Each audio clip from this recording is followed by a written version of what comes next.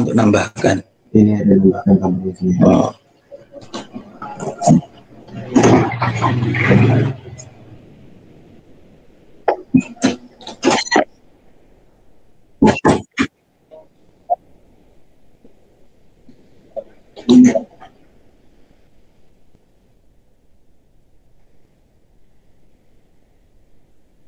Terbalik.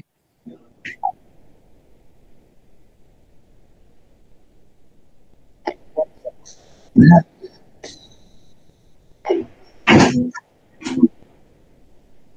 Balik sih. Mana ngedukkan ini tadi? Hidupkan apa namanya?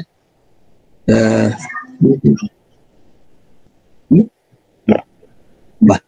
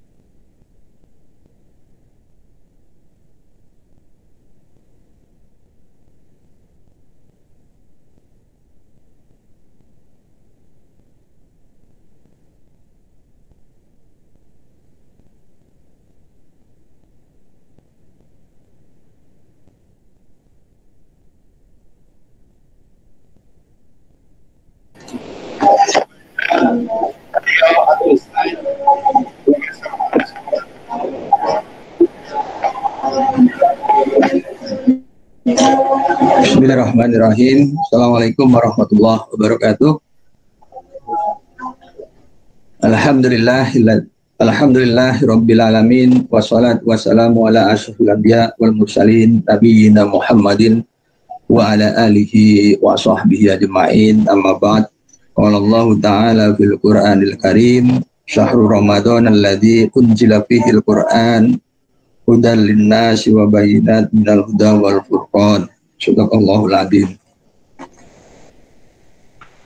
Jamaah Masjid Al-Furqan, alhamdulillah pada malam hari ini kita masih diberi kekuatan Islam dan iman untuk melanjutkan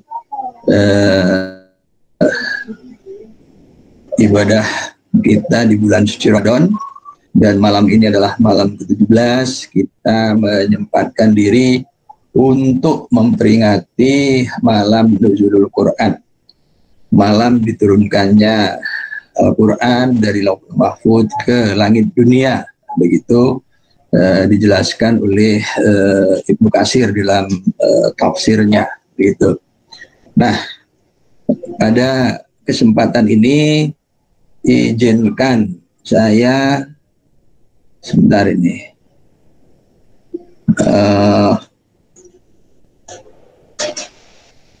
saya akan share screen. Mana ini? Share screen presentation.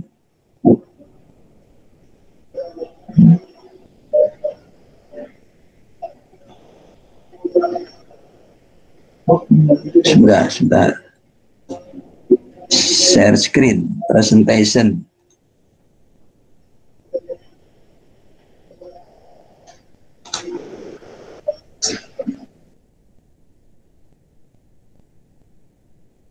Screen mana ini? Bentar. Share screen. Bentar ya.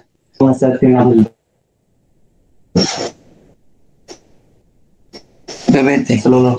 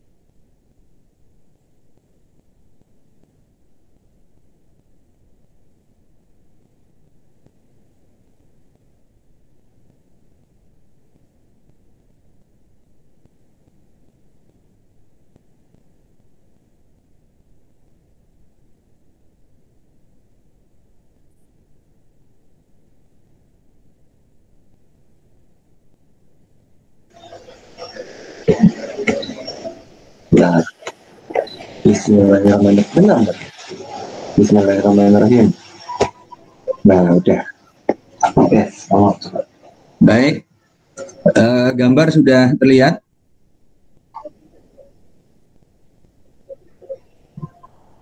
Halo, gambar sudah terlihat. Tes. Maaf, gambar sudah terlihat. Aduh.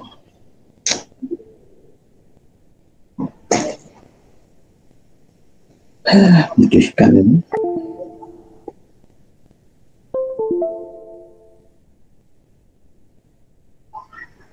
Belum terlihat.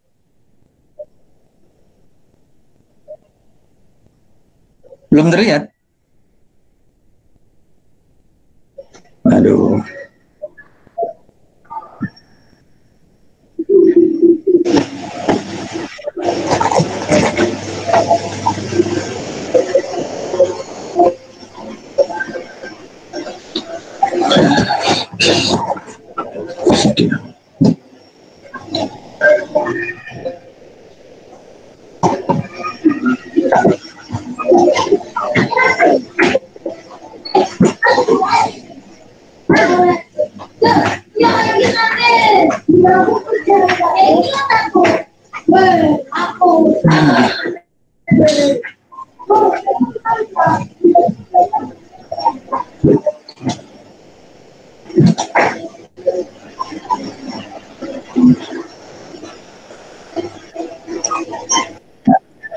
Sudah?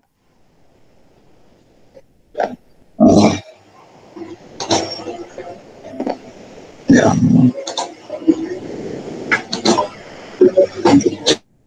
Sudah ya? Sampun. Baik, kita mulai. Jadi pada malam ini kita akan ngaji tentang sisi Al-Quran yang terlupakan, gitu ya. Begitu kita berbicara tentang Islam, tentang Al-Quran, maka pikiran kita selalu melayang pada persoalan-persoalan surga, neraka, kemudian azab, ya, pahala, kewajiban, sholat, tahajud, kiamat, kemudian kiamat, ya, istilah-istilah dolim, kemudian akhlak, perkara gaib, jihad, amal soleh, dan seterusnya itu, ya. Nah, itulah agama yang Islam yang sudah dinaskan di dalam surah Al-Maidah ayat 3. Itu saya akan menggambarkan itu dalam trilogi Tuhan, alam, dan manusia, gitu ya.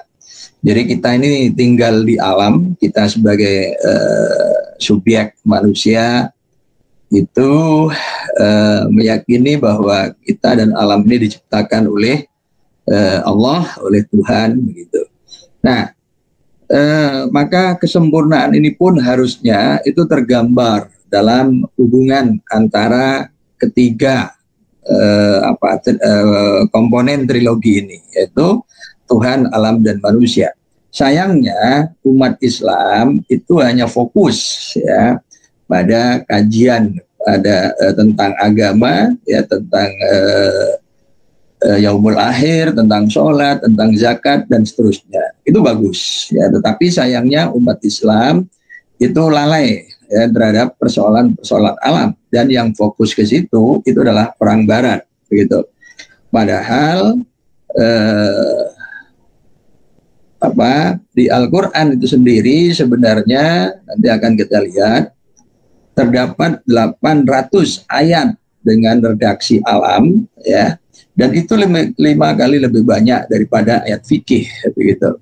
Nah, akibat pengabaian ini, maka umat Islam sampai hari ini itu tidak mempunyai kemampuan untuk memahami dan mengelola sumber daya alam yang tersedia, ya, di negerinya, begitu. Sehingga sampai hari ini umat Islam itu hanya menjadi bangsa konsumen, hanya menjadi bangsa pengguna, gitu, ya. Nah, bahkan alat-alat yang kita pakai ini pun itu adalah buatan bukan orang Islam, gitu, ya. Dan orang Barat yang menguasai ilmu alam, baik teoritis maupun praksisnya, itu menjadi sangat powerful. Nah, bahkan sampai hari ini kemudian mampu membuat kita bergantung kepada mereka. Ini. Maka ke depan yang harus kita lakukan adalah melakukan intensifikasi kajian, ya, kandungan alam di dalam Al-Quran, maupun mengkaji dan mengeksplorasi alam itu sendiri. Nah, itu, ya. Nah, itu. Nah, karena sampai hari ini seperti yang saya sebutkan tadi, kita hanya sebagai berdiri di panggung, ya, sebagai penonton itu di dalam perkembangan iptek. Nah, sementara iptek yang dikembangkan oleh orang-orang Barat yang mampu membuat bom atom yang kemudian meluluh lantakkan Hiroshima, ya, seperti di gambar ini. Itu ini gedung di Hiroshima yang hancur karena bom atom 9 Agustus 1946, ya, Agustus 1945, yang kemudian dilapisi zat kimia, dijadikan monumen perdamaian sampai saat ini seperti ini bentuknya, begitu.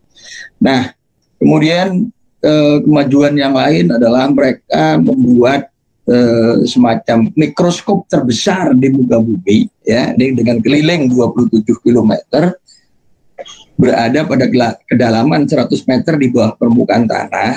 Ini isinya lorong-lorong yang sangat canggih dan sangat besar. Ini orangnya segini.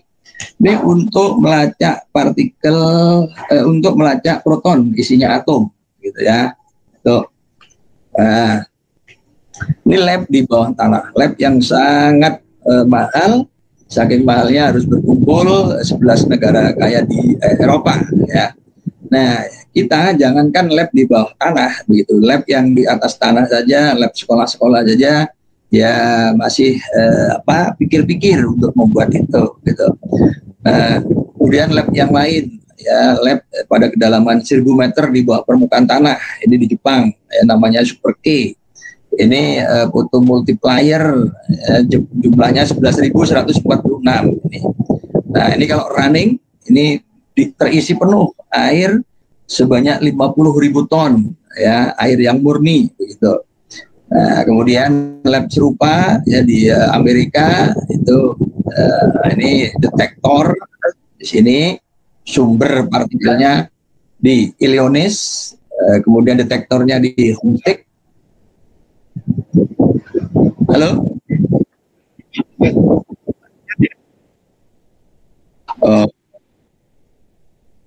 Oh, nggak tahu ya gimana ini ya. Ya. Saya nggak tahu, saya mau ya.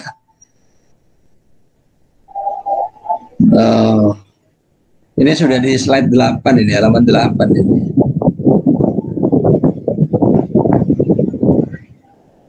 Masih ya, masih nggak bergerak ya.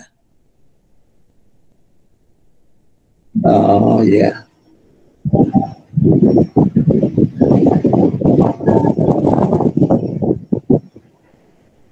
Jadi gimana nih?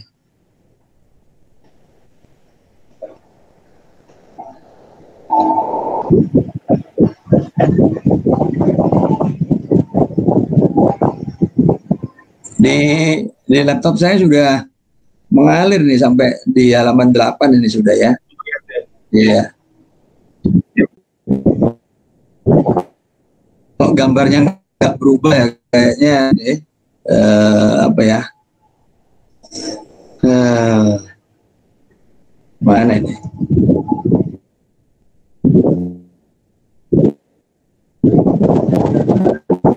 Ya.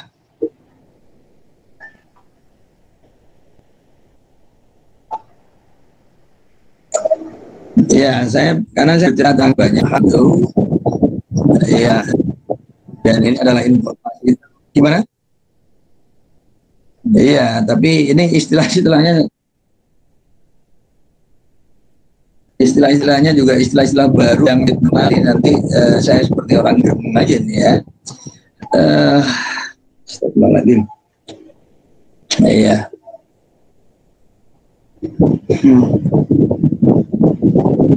Iya.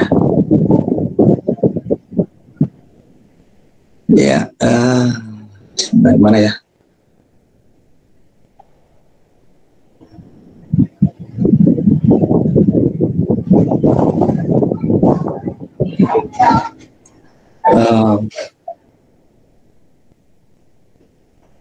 Sebentar.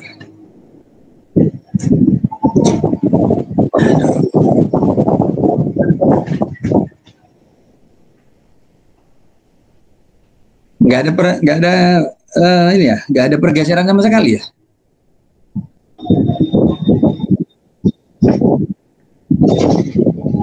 Aduh, mana ya?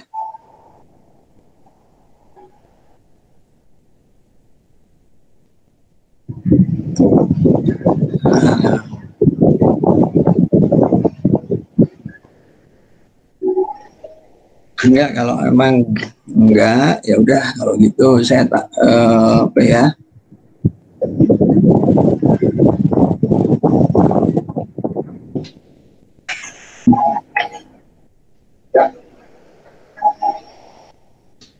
Iya.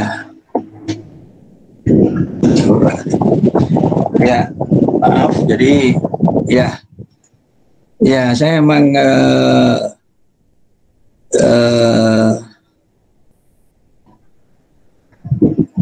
Ya baru beberapa kali pakai Google Meet, jadi mohon maaf saya nggak terbiasa, jadi saya juga nggak tahu nih apa problemnya begitu. Tapi yang jelas presentasi ini terakhir kemarin itu di UAD, dan kemudian lebih terakhir lagi itu juga kemarin itu ya smooth sebenarnya, tapi memang pakai Zoom gitu. Nah ini ya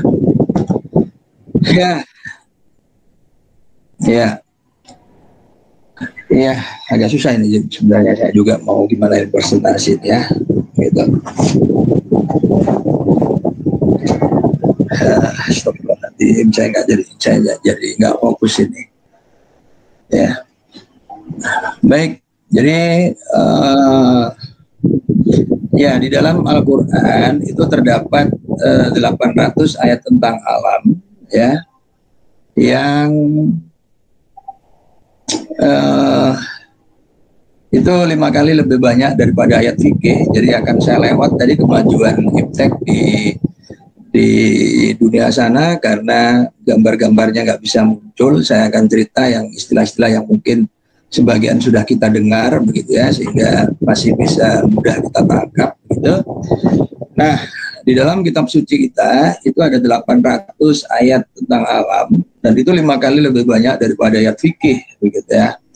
Nah, jadi ada kata as-sama, al-qamar, ahillah, kaukabun, an-najmu, asyamsu, as-sahab, gitu, al-ghamam, ar-rih, kemudian itu tentang benda langit, kemudian hewan, al-an'am, baqarah, himar, al-fil, dan seterusnya, al-dzubab, lalat, ya. Kemudian zahabun, al-kitr, al-hadid, itu logam, ya, kemudian an-nahar, al-lail, al-fajr, waktu siang, malam, fajar, kemudian tentang tanaman, ya, an-nabat, al-aknab, an-nahil, at-tin, az-zaitun, nah kemudian al-alamin, alam, al-ard, jabal, kemudian anhar, sungai, al-ma, al-bahar, begitu ya.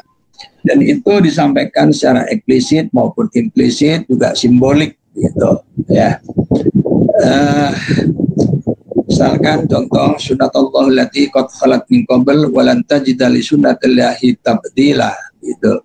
Sunnatullah tidak berubah sejak zaman lalu, sejak zaman lampau, dan kalian tidak sudah sunnatullah ya telah ditetapkan oleh Allah sejak zaman lampau, dan kalian tidak akan melihat perubahannya begitu ya. Nah, ini memungkinkan ilmu pengetahuan berkembang. Demikian juga di dalam surah Al-Anbiya ayat 16, wa ma khalaqnas sama wal arda wa ma bainahuma la'ibin, ya. Dan tidaklah kami ciptakan langit dan bumi dan yang di antara keduanya dengan main-main. Bahkan kemudian wa ma khalaqnas samawati wal arda wa ma bainahuma illa bil haq, ya. Tuh. Demikian juga pada penciptaan manusia.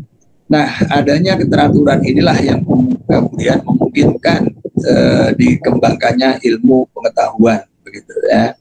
Nah, Al-Quran berbicara juga tentang marajal bahraini yaltaqiyani bainahuma barzahul la yabghiyan. Jadi laut yang di tengah laut itu di bagian lautan ini ya, di tempat tertentu itu ada yang lautnya itu terpisah ya. Jadi ada perbatasan yang tidak bisa bercampur air lautnya. Ini seperti dinyatakan dalam surah Ar-Rahman ayat 19 dan 20. Jadi karena kita tinggalnya di daratan, secara umum itu ya hanya orang-orang tertentu saja yang ke laut ya. Maka kemudian Al-Quran memberitahu kepada kita gitu, bahwa di laut sana itu ada laut yang bagian-bagian yang tidak bisa ketemu gitu ya. So, ada air yang asin, ada air yang tawar, dan itu nggak bisa ketemu. Demikian juga dengan kilat ya, kadul bar ya, yahtafu absar gitu. Kemudian hilal, ya, hilal. Nah, kita sekarang sedang karena ini malam 17, jadi baru saja bulan purnama kemarin, ya, dengan full moon-nya itu. Nah, full moon itu ada satu ayat karena memang bulan purnama itu cuma sekali dalam sebulan. Tapi bulan sabit, ya, itu kan ada 2 dalam setiap bulan, yaitu bulan sabit awal bulan dan bulan sabit akhir bulan. Nah, ayatnya pun juga ada 2, ya. Nah, itu menariknya begitu, ya. Nah, kemudian tentang alam itu, tentang penyampaian Al-Quran bisa kadang menyampaikan secara eksplisit, ya. Yahruju min butuniha syarabun muhtalifun alwanuhu fihi syifa'un linnas. Keluar dari perut lebah minuman yang beraneka warna, ya, yang kandungannya itu bisa berfungsi untuk obat. Ini clear, ya. Ini pernyataan ini sudah sangat clear sehingga kemudian tidak memerlukan penafsiran, ya, bahwa yang ada keluar dari perut lebah itu adalah madu, gitu, ya. Tuh. Tapi ada juga yang implisit, ya, yang memerlukan perenungan, pemikiran lebih lanjut. Bahkan dari implisitnya ini bisa membuat kita, gitu, ya, tidak mempercayai, begitu. Jadi seandainya itu bukan Quran, rasanya kita nggak akan percaya pada pernyataan. Misalkan kita lihat di dalam surah An-Naml ayat 88. Wa taral jibala tahsamuha jamidatan wa hiya tamurru marra sahab, gitu, ya. Kamu lihat gunung-gunung itu, kamu lihat gunung-gunung itu, kamu kira, ya, gunung itu diam, begitu. Nah, itu kata surah An-Naml ayat 88, gitu. Wahia tamuru, oh enggak, dia berjalan, begitu, ya, marrosahab, ya, seperti berjalannya awan. Kemudian ditegaskan di ayat yang lain, watasirul jibalu sayran, dan gunung itu berjalan, ya, melaku-melakune, begitu. Nah, ini gimana ini memahami ayat ini, ya? Quran tahu apa yang kita pikirkan, kita perkirakan, kita mengira bahwa gunung-gunung itu diam, gitu, ya. Tapi Quran meralat perasaan kita. Tidak, gunung itu tidak diam, tapi berjalan, gitu, ya. Nah, seandainya nih orang yang ngomong, mungkin ya kita anggap dia orang gila, gitu, ya. Tapi karena ini Quran, gimana ini? Meskipun kita nggak paham, akhirnya kita terima, gitu, kan. Nah, ini kan bukan masalah keyakinan kalau ini. Ya, kalau tentang malaikat, tentang Allah, tentang jin, gitu, itu kan tentang perkara gaib, tentang keyakinan. Ini tentang gunung yang bisa kita lihat dengan indera mata kita, gitu, ya, yang kemudian kita simpulkan bahwa gunung itu diam, tapi Quran mengatakan enggak, dia berjalan seperti awan, gitu, ya. Nah, itu. Kemudian ada juga fenomena-fenomena simetri, ya. Itu bisa kita lihat di dalam, dan ternyata Al-Quran juga berbicara tentang kesimetrian, ya. Tapi karena tulisannya nggak bisa dilihat, ya, ini saya lewat saja, gitu. Ini huruf-huruf Arabnya sudah saya tampilkan, tapi karena nggak bisa dilihat, sekali lagi saya lewat saja, ya. Coba kulun fi falakin, ya, di dalam surah Yasin ayat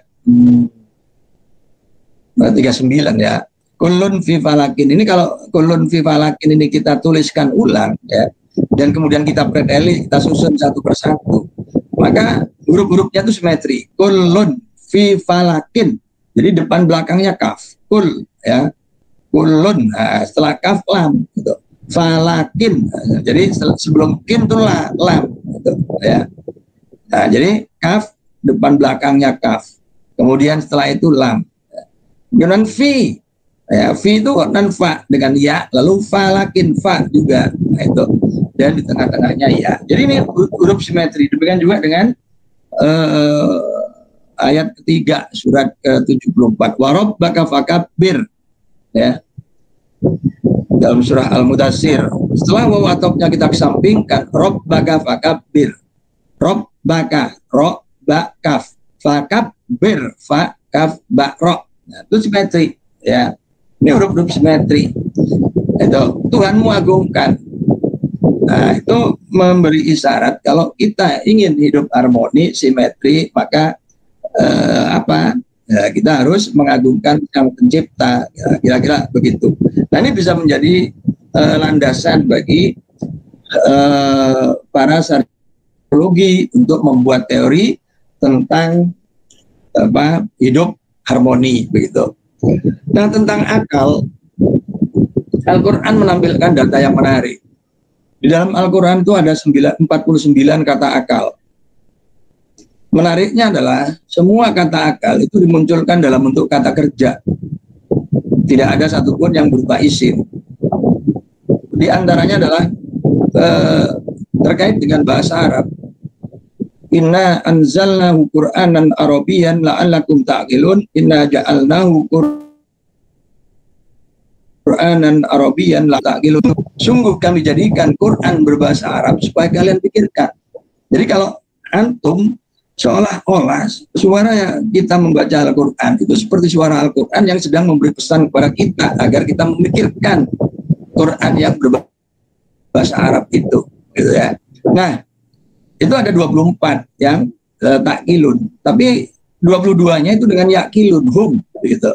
Nah, berbicara pihak ketiga, bisa jadi pihak ketiga itu kita, bisa jadi bukan. Kalau takkilun itu pasti kita ada di antaranya, itu belum tentu. Yang menariknya ayatnya itu berbicara tentang artinya alam itu ya, kalau dari perspektif hukum gitu, kalau takkilun itu bisa wajib. Nah, ini kalaupun wajib itu fardu kifayah begitu yang hukum ini ya. Nah, pentingnya bahasa Arab ya, saya tuh contoh misalkan tentang diturunkannya air ya. Diturunkannya air.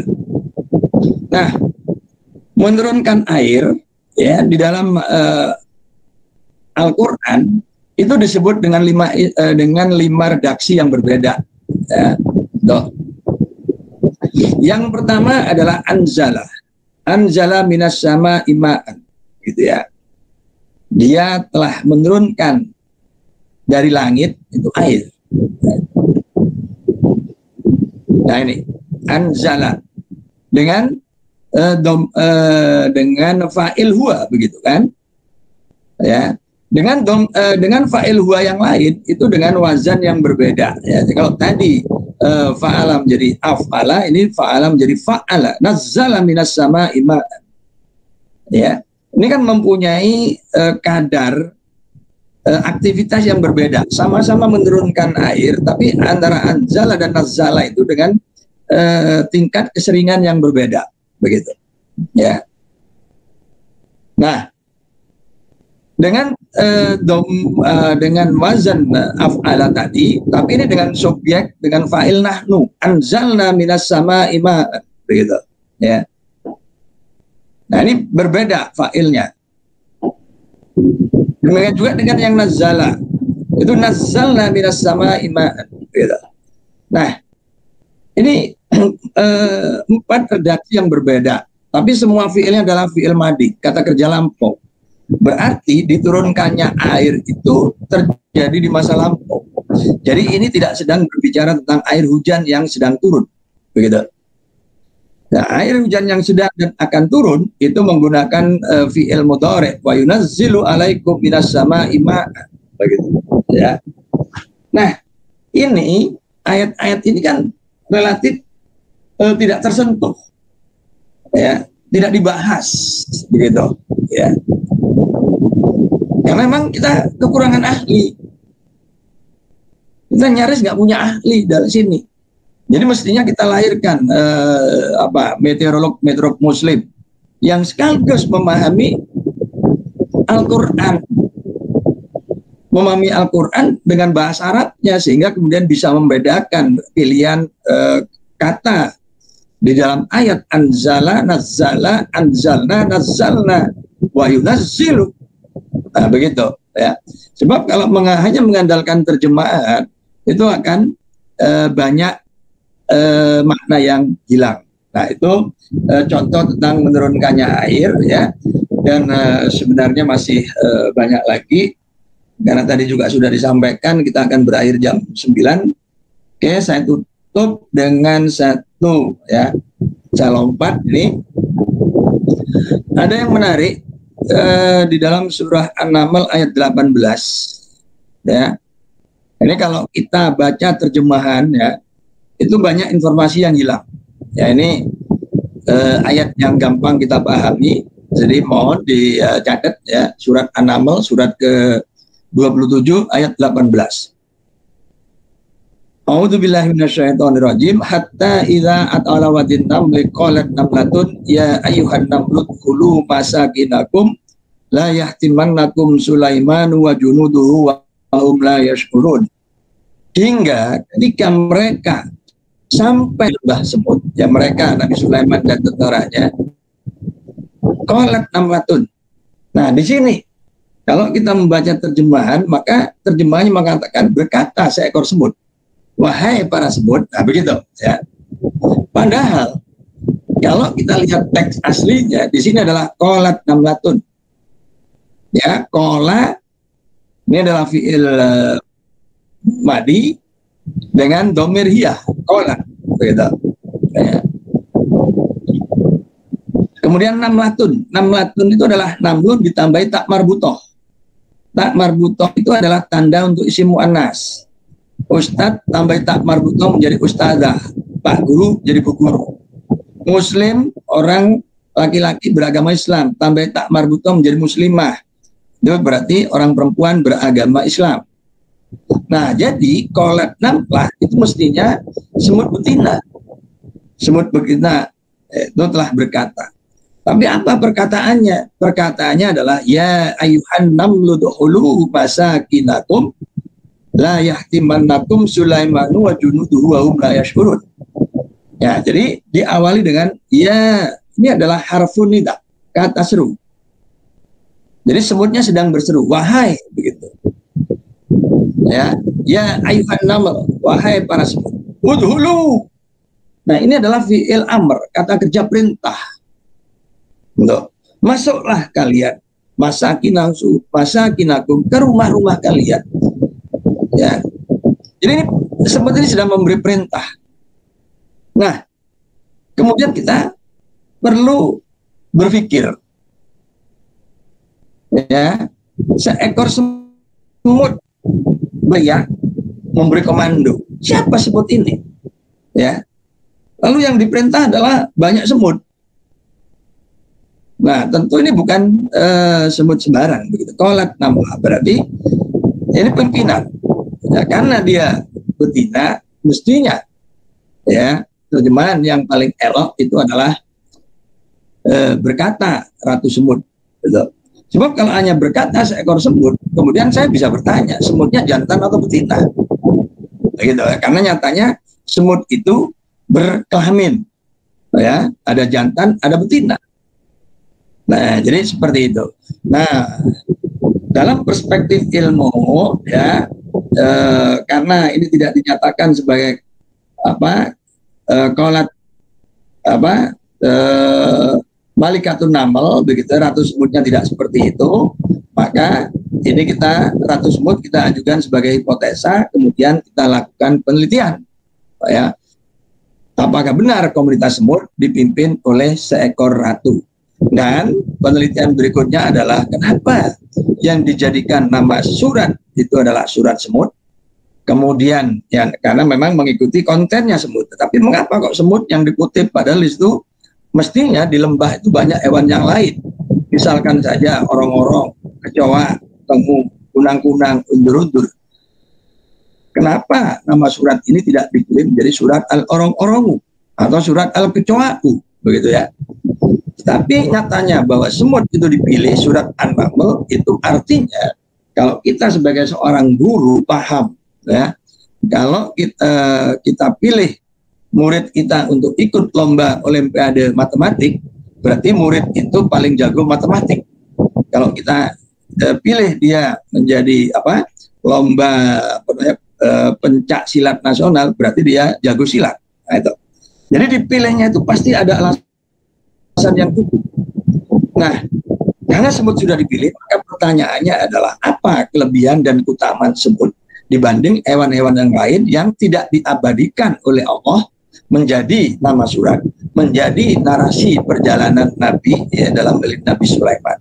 Nah, di dalam Al-Quran ya termasuk ada jahe, ada besi yang sebenarnya sudah saya persiapkan semua lengkap dengan ilustrasinya. Tapi mohon maaf karena ada problem teknis tidak bisa saya sampaikan dan saya pikir saya cukupkan sampai di sini dulu. Mohon maaf atas semuanya. Assalamualaikum warahmatullahi wabarakatuh.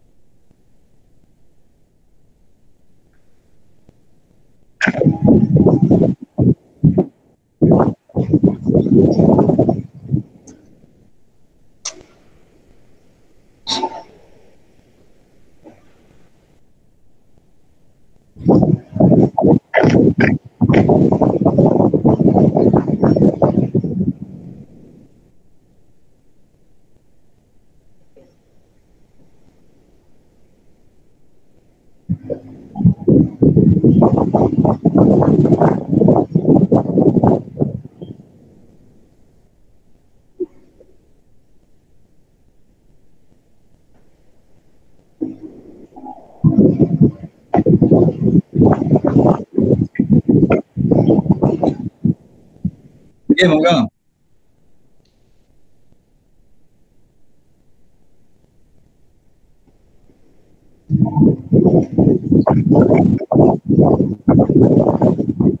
Waalaikumsalam warahmatullahi wabarakatuh.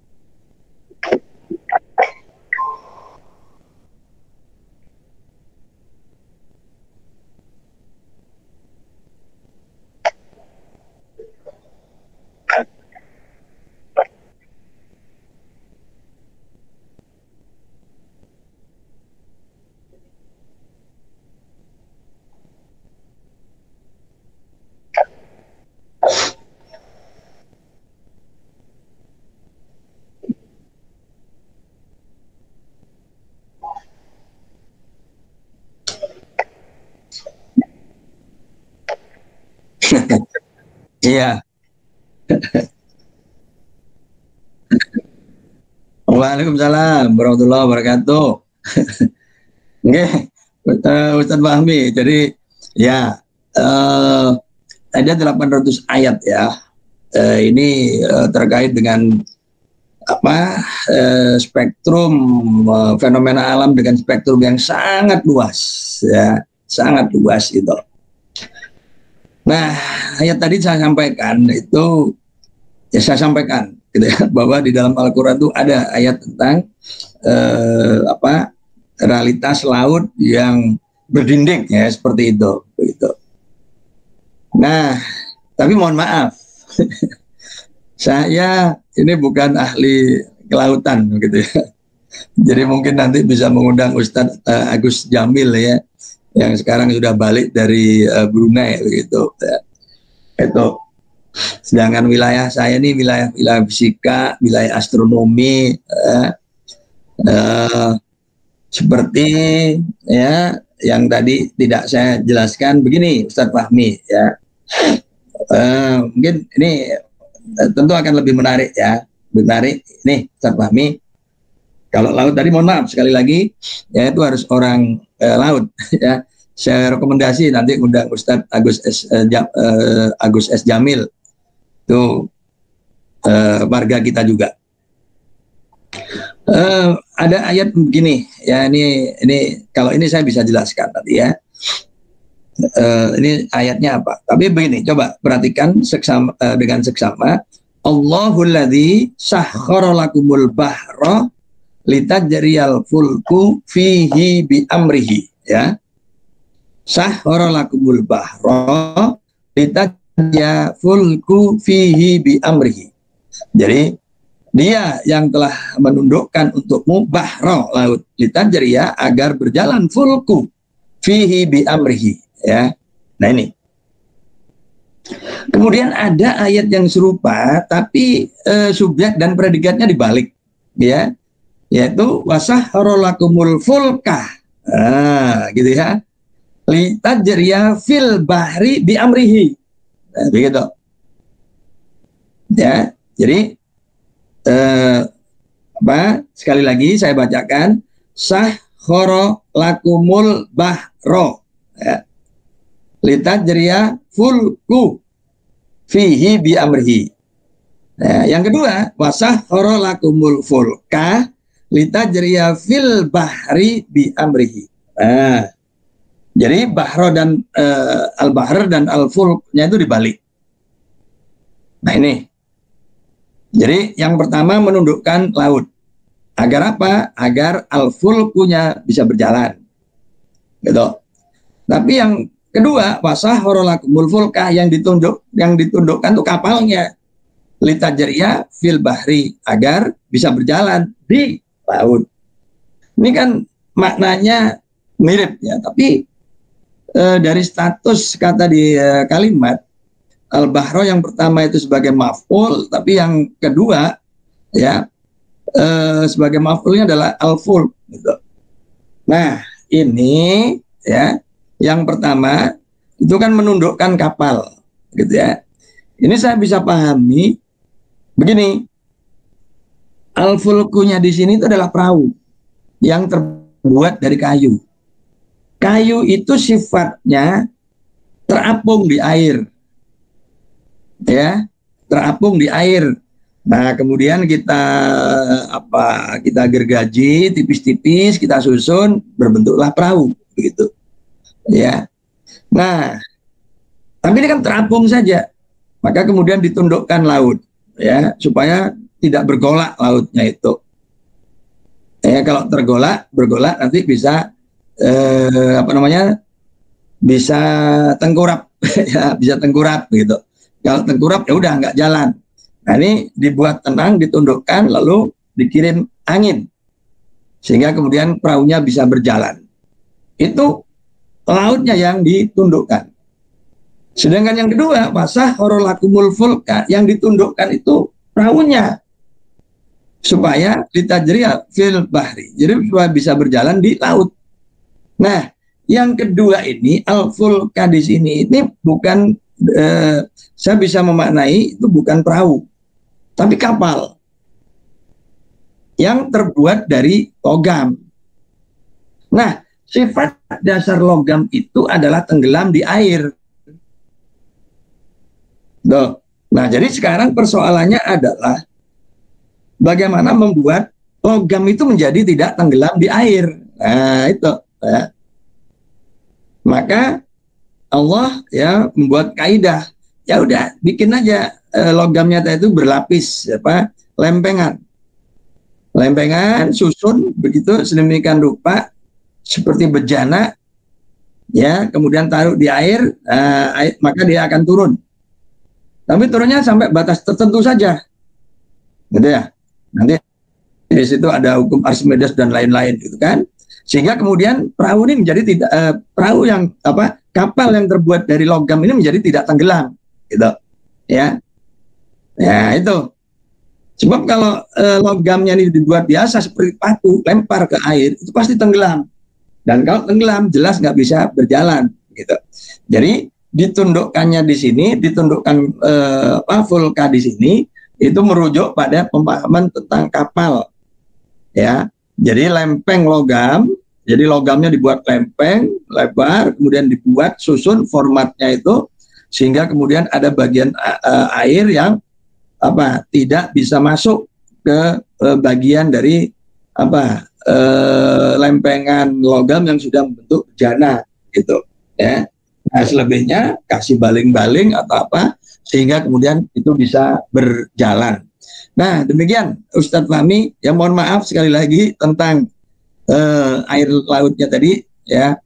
Itu saya belum belajar di situ. Saya menyampaikan bahwa itulah di antaranya tugas yang harus dipelajari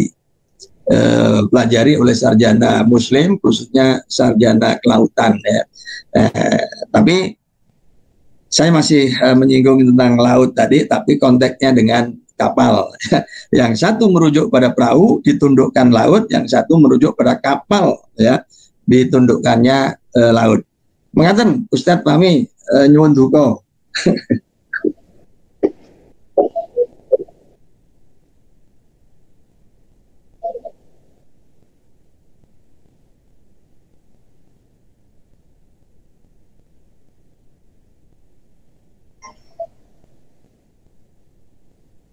Monggo, monggo. Iya, monggo. Sebagai gantinya tadi, monggo, monggo.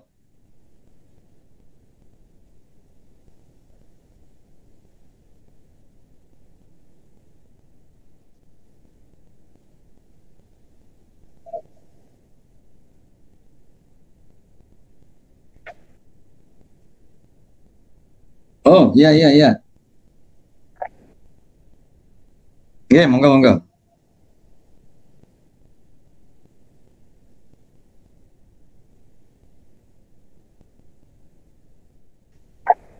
Ya,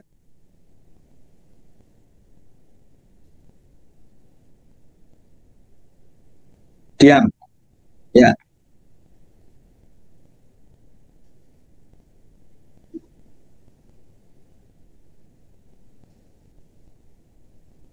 ya, ya,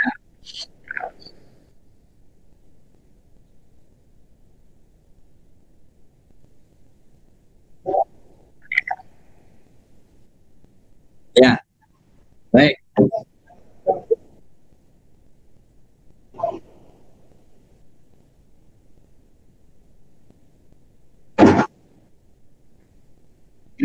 Ya,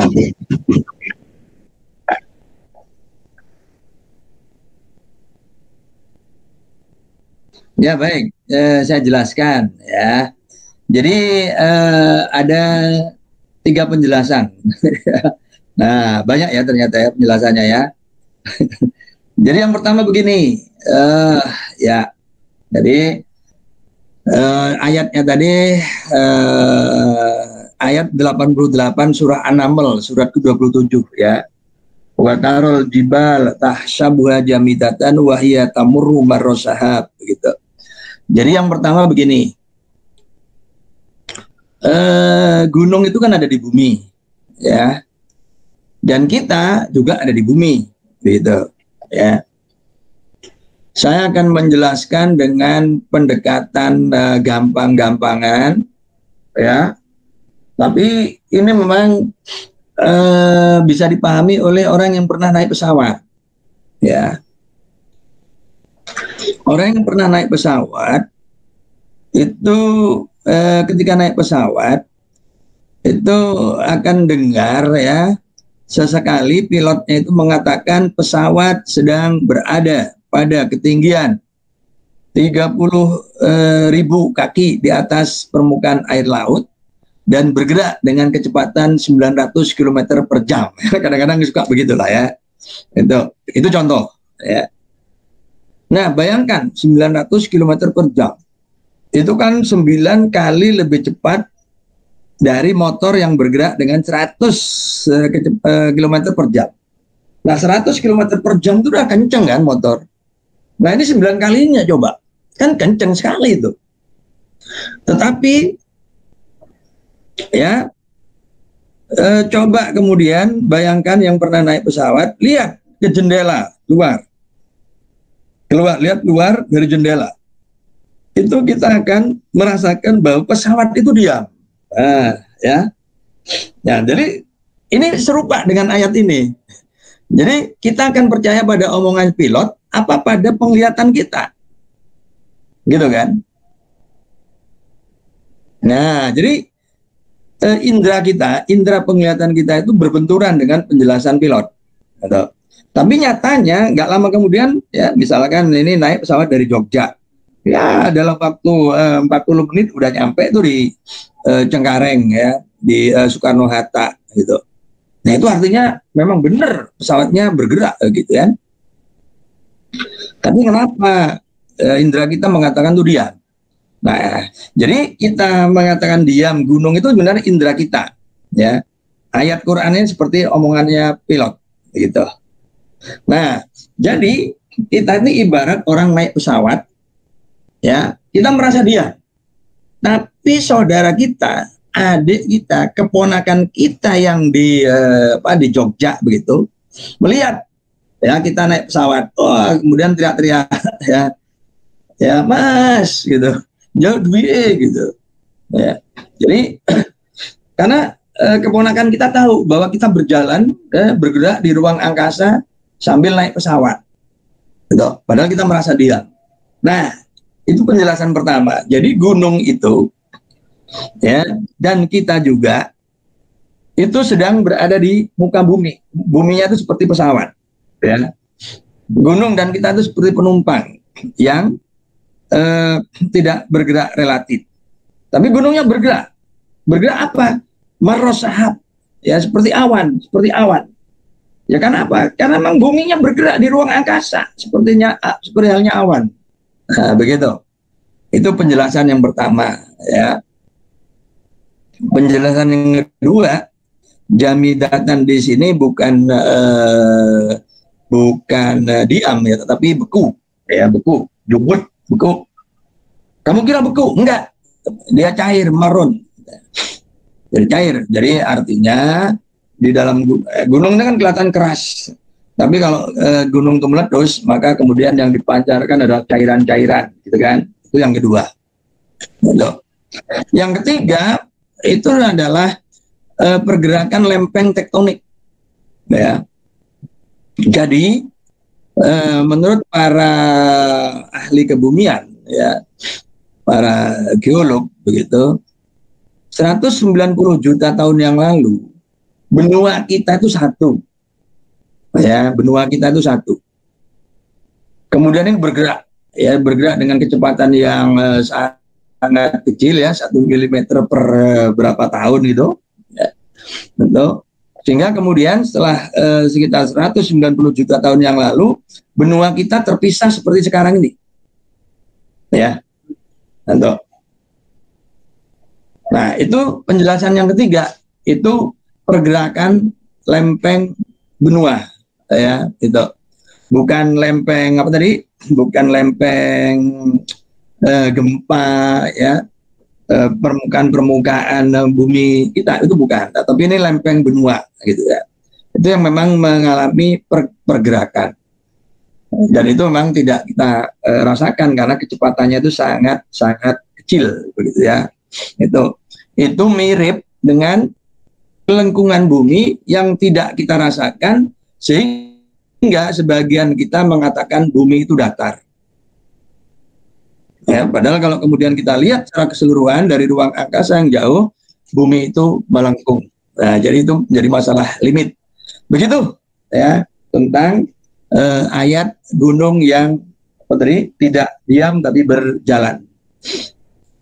Terima kasih.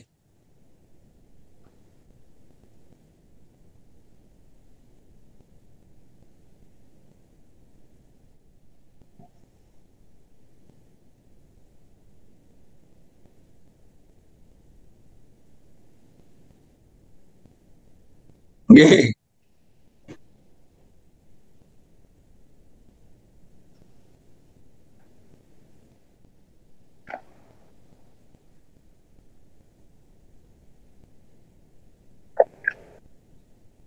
Rotasi dan revolusi. Oke. Kalau rotasi itu pada sumbunya menyebabkan siang malam, kalau revolusi itu yang membuat siklus 1 tahun. Oke. Gitu. Oke. Monggo. Dengan senang hati. Oke, monggo. Silakan. Wassalam.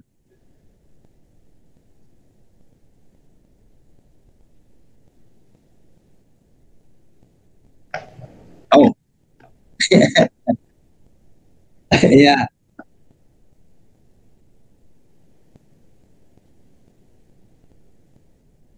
Alhamdulillah. Jadi yang pertama harus ada semangat dulu. Ada kesadaran dulu, ya. Itu. Jadi saya mau cerita, saya aja dulu ya. Jadi saya juga bukan orang dari pesantren, ya. Saya tidak pernah berlatar belakang madrasah dalam artian semua sekolah saya sejak SD sampai S3 itu di negeri. SD, SMP, SMA negeri. Perguruan tinggi ITB S1, S2, ITB itu negeri. Kemudian S2 lagi, S3 di Hiroshima itu negeri juga. Jadi nggak ada yang Al-Azhar, nggak ada yang Ummul Qura gitu ya. Saya lahir dalam situasi seperti itu, gitu ya. Itu kenyataan yang kemudian harus saya terima. Tapi saya sadar sejak SMA itu berpikir begini. Sains itu ditulis ya, ilmuwan tuh banyak yang orang Jerman, makanya SMA saya belajar bahasa Jerman. Tapi Al-Quran dan semua tafsir maupun khasanah keislaman Quran ya sejarah Islam dan seluk-beluknya itu ditulis dalam kitab-kitab berbahasa Arab. Maka dengan modal saya pernah ngaji secara klasik di desa di bawah ya kiai kampung selama 6 tahun bisa ngaji. Kemudian SMA itu saya mulai belajar tahu sorob ya secara otodidak sambil nanya sana sini kepada orang yang mau saya tanya gitu ya. Begitu. Dan ya itu nggak pernah berhenti, mohon maaf ini sampai sekarang begitu ya. Tuh. Nah, tapi karena tahun 2002 ada teman belikan tanah untuk bikin pesantren, saya mikir gimana nih ya supaya mahasiswa aktivis ini ya diberi dasar-dasar bahasa Arabnya. Maka pelajaran yang sempat saya peroleh kemudian saya rangkum, saya tulis dalam bentuk yang terstruktur. Maka saya menulis buku metode Hikari, ya, membaca Arab gundul siapa takut itu. Jadi ini sudah ada pertanyaan, berarti sudah ada kesadaran, sudah tergugah, itu sudah modal besarnya itu, ya. Tinggal modal besarnya sekarang tinggal realisasi, ya, realisasi, gitu.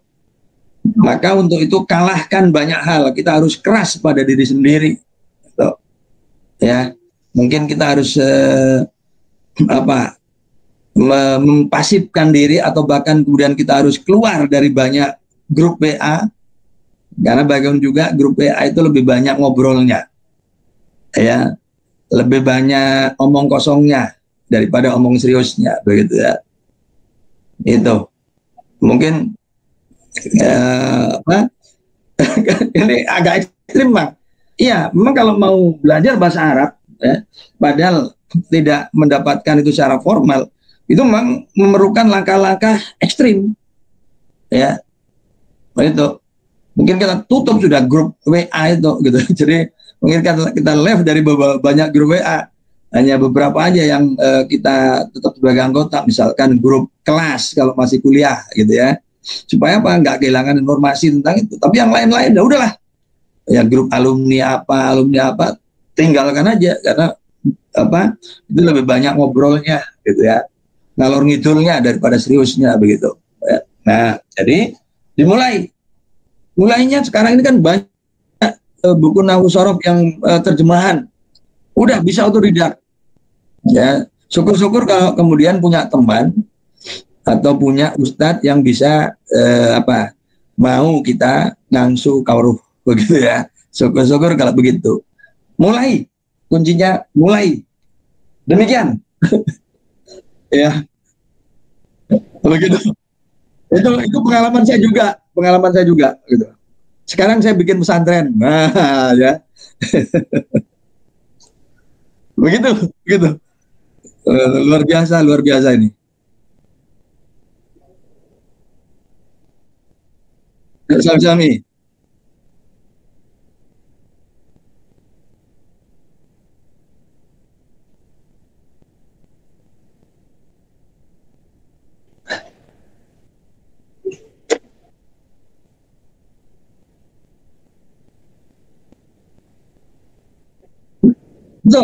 Betul. Dan rahasia Al-Quran itu akan mulai tersibak begitu kita paham bahasa Arab. Ya, saya sangat merasakan itu. Ya, bagaimana pemahaman saya terhadap Al-Quran dibanding sebelum saya memahami bahasa Arab itu luar biasa. Saya subhanallah luar biasa itu. Ya, saya bisa bercerita begini tentang ayat itu begini begitu. Ya, setelah saya memahami setelah saya belajar nahwu sorof. Kalau enggak ya udahlah. Penjelasan saya akan kering begitu, akan dangkal begitu. Begitu. Enggak.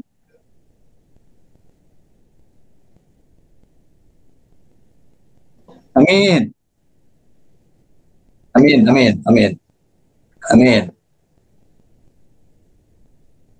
Sami-sami. Amin. Amin ya rabbal alamin. Ye.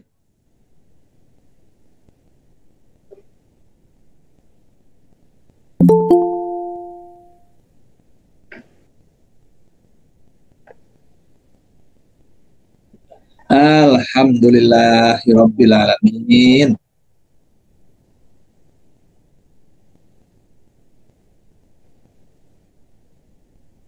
Amin Bapak. Nggih. Amin. Amin ya rabbal alamin.